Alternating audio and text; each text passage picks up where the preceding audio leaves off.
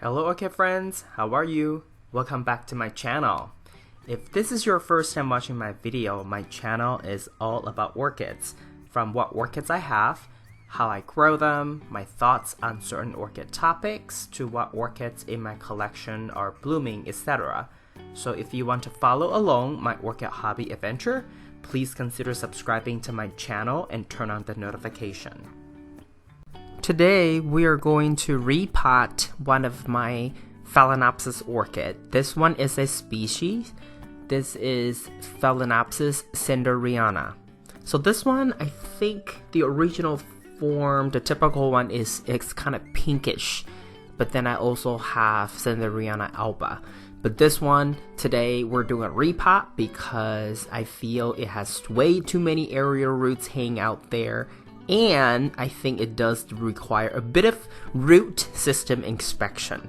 But going back in time, 2018, October, it was growing lots of aerial roots, lots of things going on with the root system. So it was super cool, right? For the whole year, I was really happy. And then, forward to 2019, end of my summertime here, well, end of July. Lots of aerial roots still, but I feel there is something going on in the media because I don't really see new roots growing into the media. And later in the video, you'll also see what I mean. But here, it was working on new leaves, working on new aerial roots. So this orchid wasn't really necessarily doing badly, but it could do better. Other than the fact that I have this orchid pretty close to my humidifier, it may actually have a tendency to have lots of aerial roots. Who knows? This is yet to be determined. But I decided to take it out, so I did, and you can see that there was a little bit of dead root tissue to be trimmed. And overall, I think it was fine. It just didn't grow enough roots into the media. So I wanted to basically repot it into the media with its aerial roots. And the reason I wanted to do that is because when you don't have that many roots in the cup, then obviously the water is not being utilized. The nutrients that I provide is not being utilized because so many roots are hanging out outside the cup.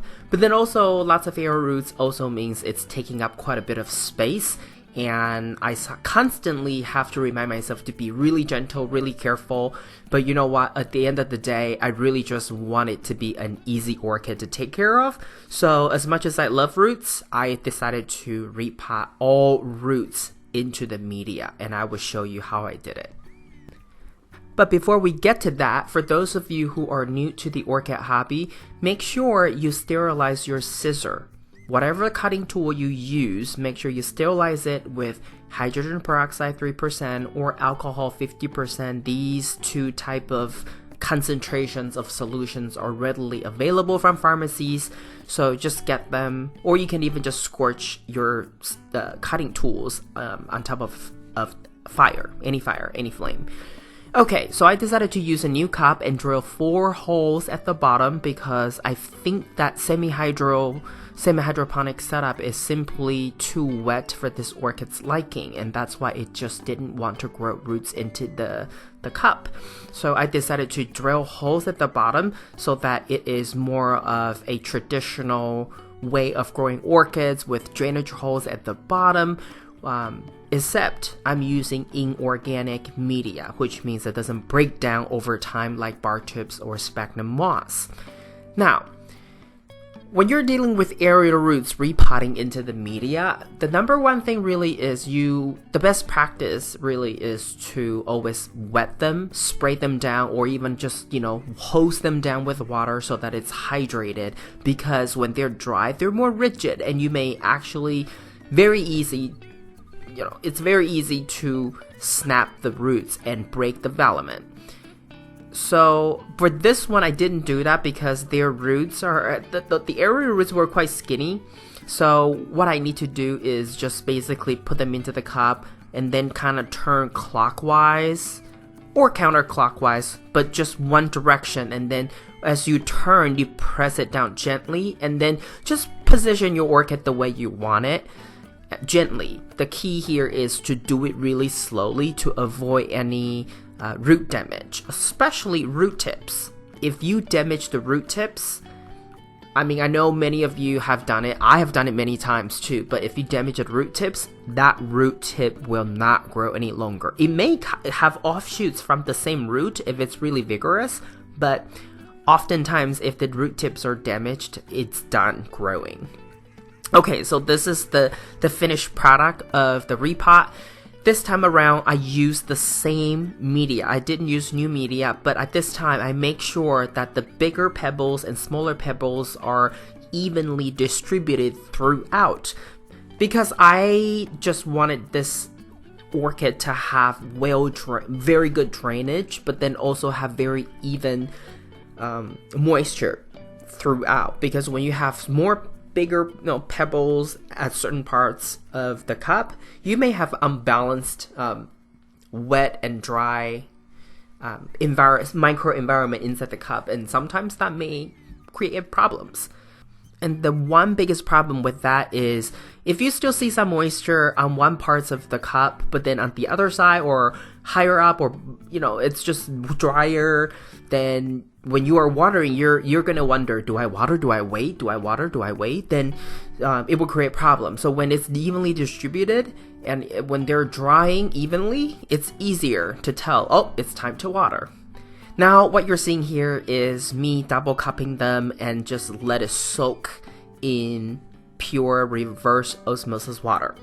Now, the reminder here is typically I wait for a week before I would water it, because along the way, in case there is any root damage or snap of the development, that 1 week will allow you extra time for the root, the snapped root, to scar over.